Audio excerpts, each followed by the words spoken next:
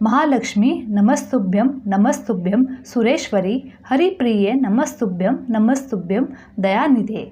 आप सभी को महालक्ष्मी व्रत की हार्दिक शुभकामनाएं। आज इस वीडियो में हम महालक्ष्मी व्रत कथा का श्रवण करेंगे।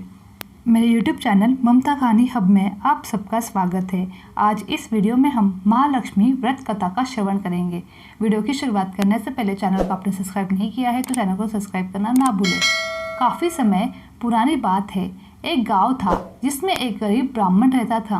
वह भगवान विष्णु का भक्त था। वह नियमित रूप से श्री भगवान विष्णु की पूजा करता था। एक बार श्री हरि ने उस ब्राह्मण की पूजा को प्रसन्न होकर वर मांगने को कहा। तब ब्राह्मण ने इच्छा जाहिर की कि लक्ष्मी जी का निवास उसके घर में हो। यह सुनकर विष्णु जी ने लक्ष्मी जी की प्राप्ति का मार्ग ब्राह्मण को बताया। विष्णु जी ने कहा कि मंदिर के सामने एक स्त्री आती है जो यहाँ आकर उपले थोपती है। उसे अपने घर में आने का निमंत्रण दो। वह धन की देवी है। जब लक्ष्मी जी तुम्हारे घर आएगी तो तुम्हारा घर धन धान्य से भरा हो जाएगा। इतना कहकर विष्णु जी ध्यानमग्न हो गए। अगले दिन सुबह 4 बजे से ही मंदिर के सामने ब्राह्मण आकर बैठ गया। कुछ ही देर बाद लक्ष्मी जी उपले थापने वहीं आई। ब्राह्मण ने उनसे उसके घर आने का निवेदन किया। यह सुन लक्ष्मी जी समझ गई कि यह सब विष्णु जी ने ही उनसे करने के लिए कहा है। तब उन्होंने ब्राह्मण से कहा कि तुम महालक्ष्मी व्रत करो। यह व्रत 16 दिनों तक व्रत करने और 16वें दिन रात को चंद्रमा को अर्घ्य देने के बाद ही तुम्हारी मनोरथ पूरा होगा। इसके बाद लक्ष्मी जी की पूजा कर ब्राह्मण ने देवी को उत्तर दिशा की ओर मुँह करते पुकारा। उसके तपस्या से प्रसन्न होकर माँ ने अपना वचन पूरा किया। तब से यह व्रत की पूरी श्रद्धा से किया जाता है। ऐसा करने से व्यक्ति को माँ का आशीर्वाद प्राप्त होता है। एक समय महर्षि वेद व्यास जी हस्तिनापुर पधारे। उनका आगमन सुन महाराज धृतराष्ट्र उनको आदर सहित राजमहल में ले गए। स्वर्ण सिंहासन में विराजमान कर चरणोदक ले उनका पूजन किया।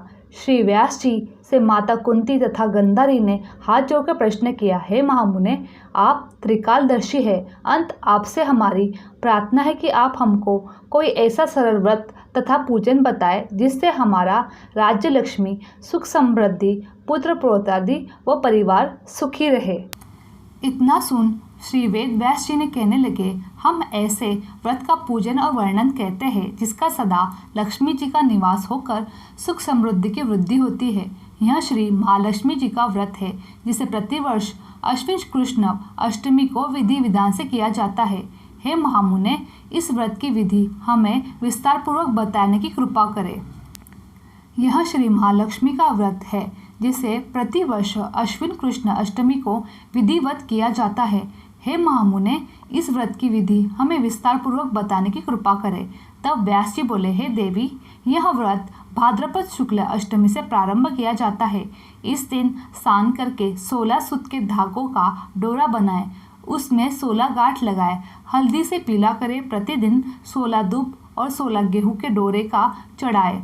अश्विन कृष्ण अष्टमी के दिन उपवास रखकर मिट्टी के हाथी पर श्री लक्ष्मी जी का प्रतिमा स्थापित कर विधिवत पूजन करे।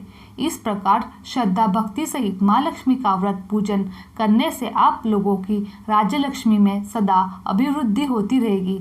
इस प्रकार व्रत का विधान बताकर श्री वेद व्यास जी अपने आश्रम को प्रस्थान कर गए।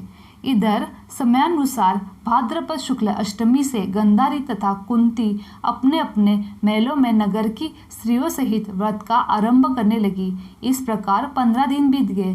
16वें दिन अश्विन कृष्ण अष्टमी के दिन गंधारी ने नगर की सभी प्रतिष्ठित महिलाओं को पूजन करने के लिए अपने महल में बुलाया।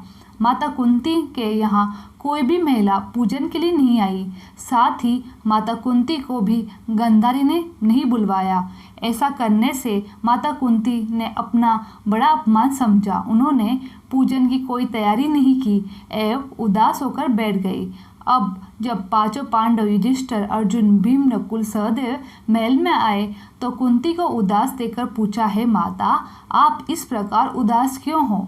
आपने पूजन की तैयारी क्यों नहीं की? तब माता कुंती ने कहा, है पुत्र, आज महालक्ष्मी का व्रत का उत्सव गांधारी के महल में मनाया जा रहा है। उन्होंने नगर की समस्त महिलाओं को बुला लिया है। उसके 100 पुत्रों ने मिट्टी का एक विशाल हाथी बनाया, जिस कारण सभी महिलाएं उस बड़े हाथी का पूजन करने के लिए गांधारी के यहाँ चली गई है, लेकिन मेरे यहाँ नहीं आई। यह सुनकर अर्जुन ने कहा, हे माता, आप पूजन की तैयारी करें, नगर में बुलावा लगवा दे कि हमारे यहाँ स्वर्ग के ऐरावत हाथी की पूजन होगी। इधर माता कुंती ने नगर में ढिंडोरा पिटवा दिया और पूजा की विशाल तैयारी होने लगी। उधर अर्जुन ने बाण के द्वारा स्वर्ग से ऐरावत हाथी को बुला लिया। इधर सारे नगर में शोर मच गया कि कुंती के महल में स्वर्ग से इंद्र का ऐरावत हाथी पृथ्वी पर उतारकर पूजा किया जाएगा। समाचार को सुनकर नगर के सभी नर नारी, बालक एवं वृद्धों की भीड़ एकत्र होने लगी। उधर गांधारी के महल में हलचल मच गई। वहां एकत्र हुए सभी महिलाएं अपनी अपनी थालियां लेकर कुंती के महल में और चली गई। देखते देखते कुंती का सारा महल भर गया। माता कुंती ने ऐरावत को खड़ा करने हेतु अनेक रंगों के चौक पुरवाकर नवीन रेशमी वस्त्र बिछवा दिए। नगरवासी स्वागत की तैयारी में फूलमाला, अबीर, गुलाल, केसर हाथों में लिए प्रतिबंध खड़े थे।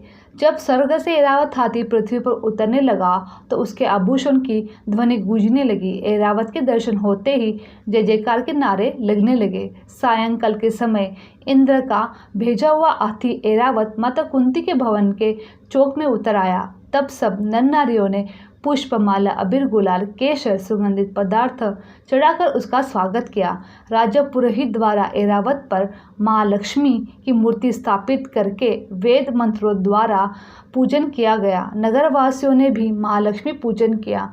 फिर अनेक प्रकार के पकवान लेकर ऐरावत को खिलाया और यमुना का जल उसे पिलवा गया। राजा पुरोहित द्वारा स्वस्तिवाचक करके महिलाओं द्वारा महालक्ष्मी का पूजन करवाया गया। 16 गांठों वाला डोरा लक्ष्मी जी को चढ़ाकर अपने अपने हाथों में बांध लिया।